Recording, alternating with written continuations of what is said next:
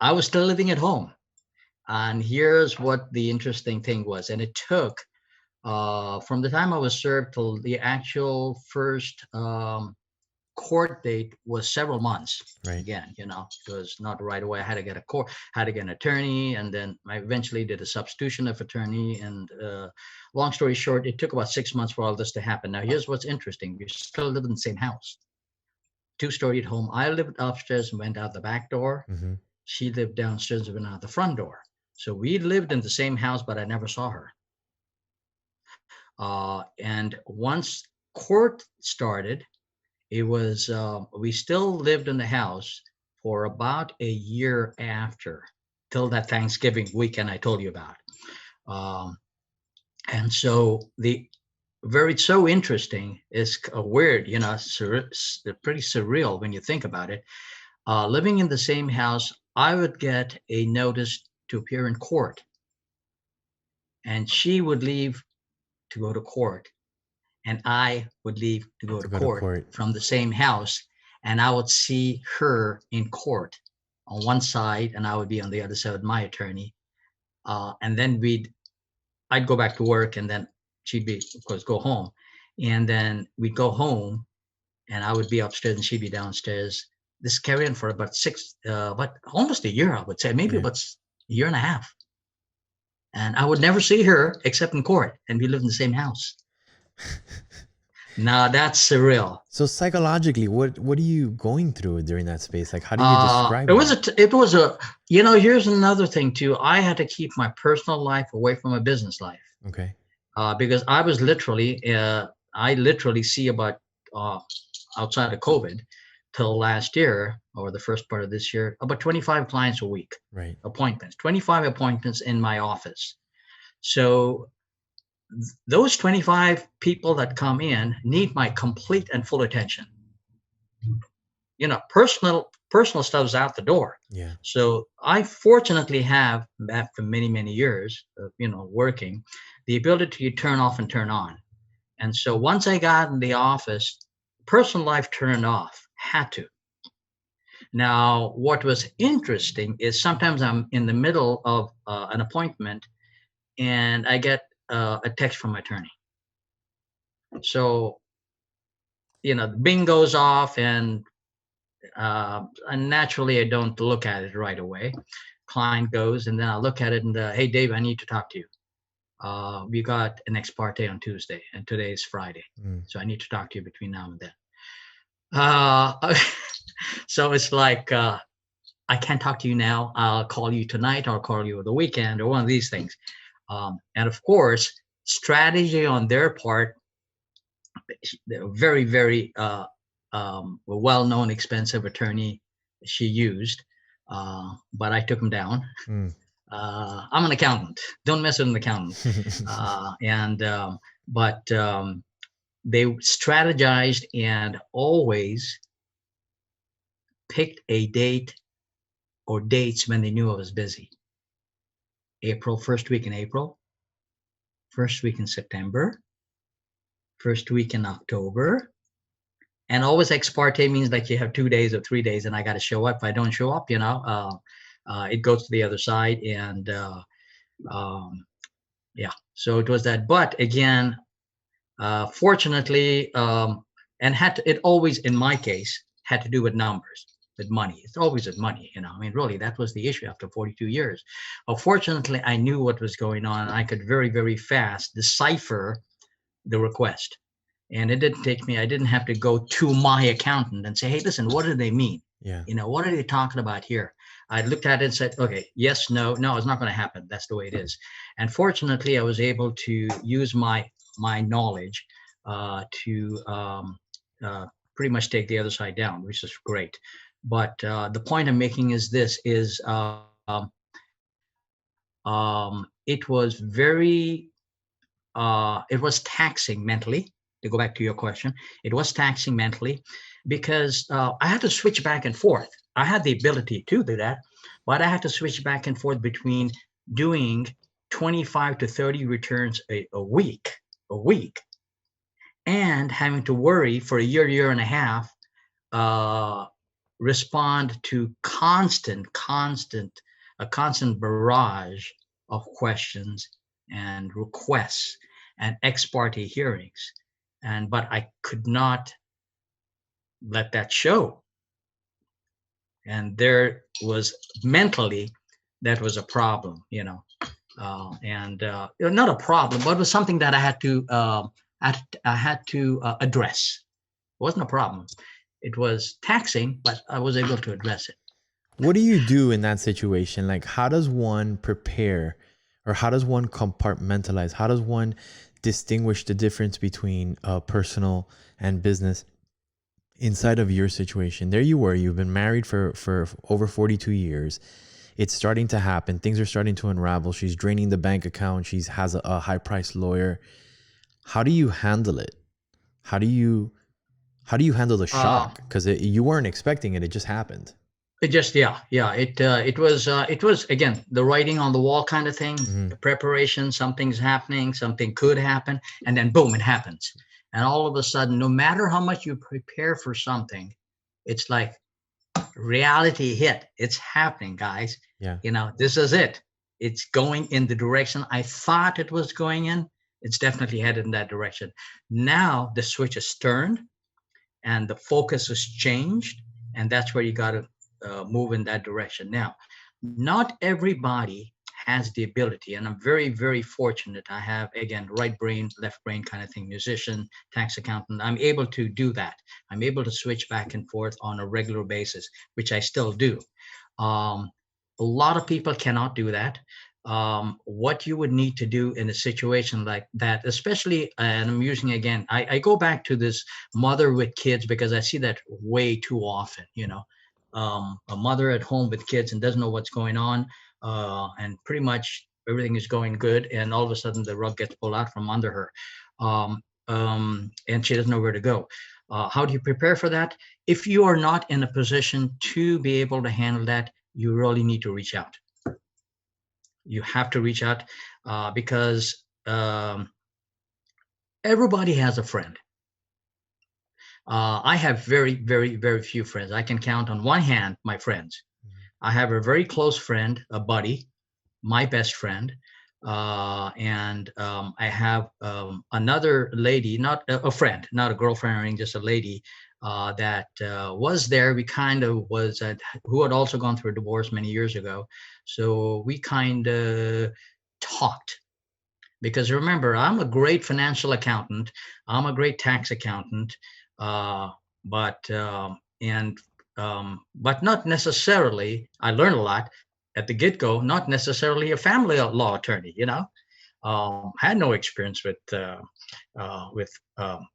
divorces other than people coming in.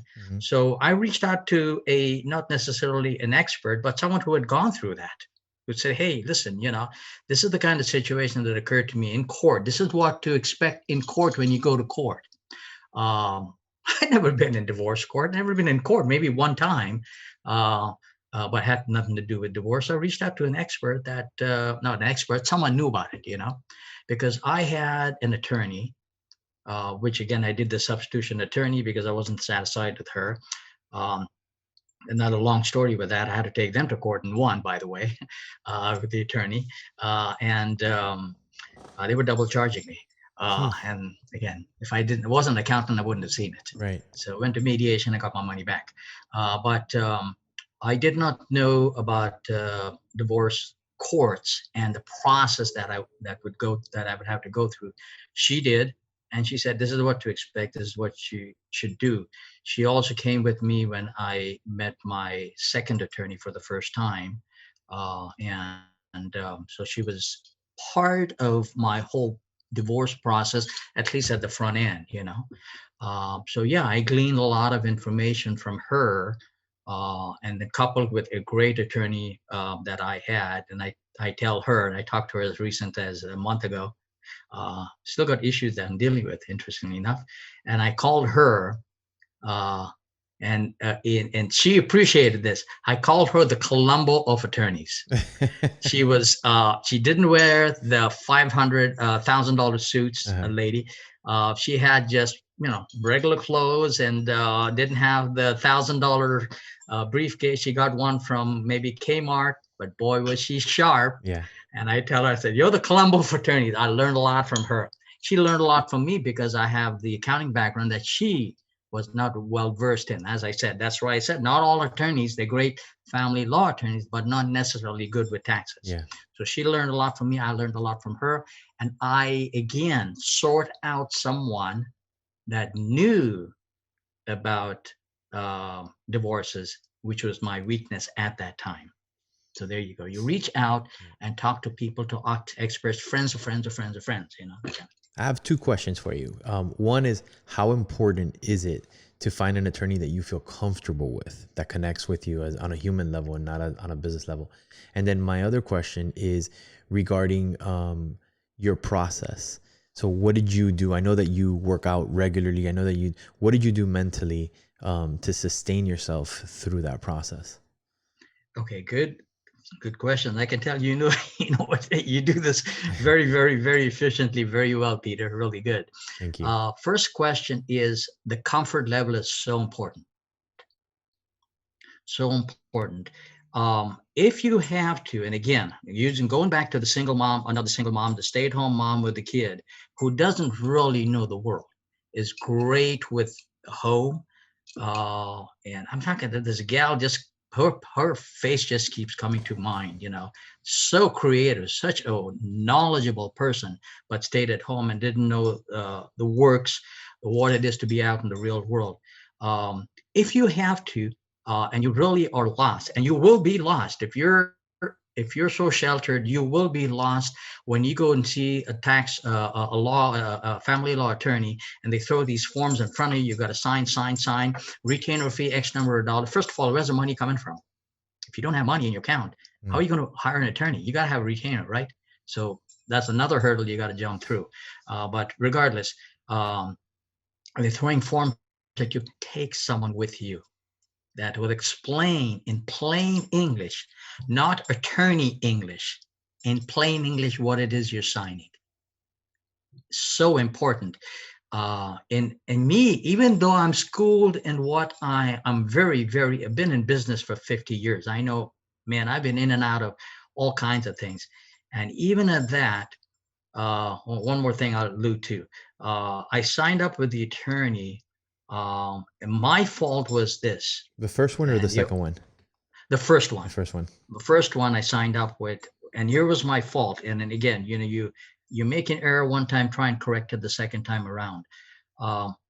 Don't go to the first attorney and sign up with the first attorney, which was my error, because again, I was blindsided. Served, respond. Boom, I got to respond. I got to get an attorney right now. I got to tell him or her everything. All this has got to be done in 20 days or a month or something like that. So first attorney looked at the website, looked at the good reviews. You're only going to get good reviews, right? Right. You're not going to get bad reviews. So I looked, great reviews. And yeah, was I distracted for a while? Absolutely. Yeah, you know, local, here, exact same town I'm living in. Yeah. Fast, I can go down anytime. Signed up. Well, the attorney was great, but I ended up not dealing with him. I was dealing with his one of his associates, who was nothing wrong. She was a lady. My attorney was a lady, but she was the lady that just got eaten up by this high-priced attorney. And man, I saw, you know, within about 3-4 months, I said, you know, this ain't working.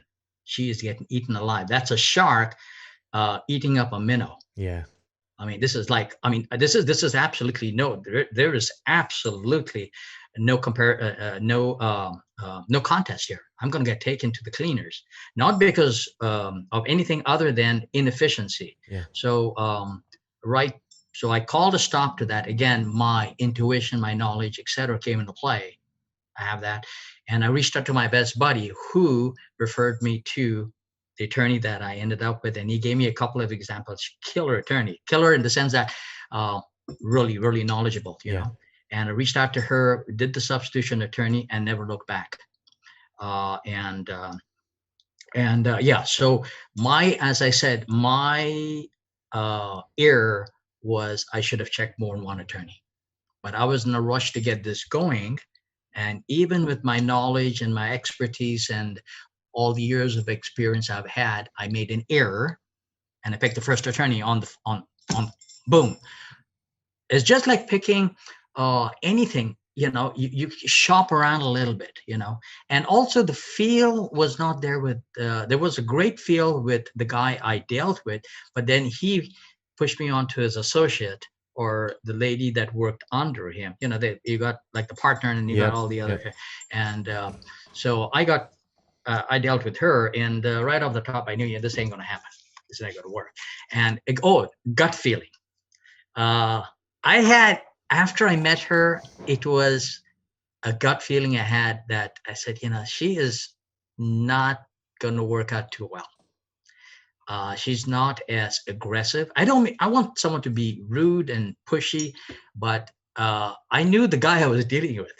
I knew this guy was a high price, $450 an hour gets you pretty decent. $450, $500 an hour gets you a pretty decent attorney. Yeah.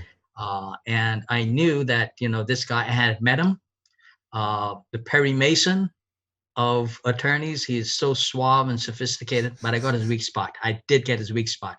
After 2-3 sessions, I picked up on it. Yeah. And that's what I worked on.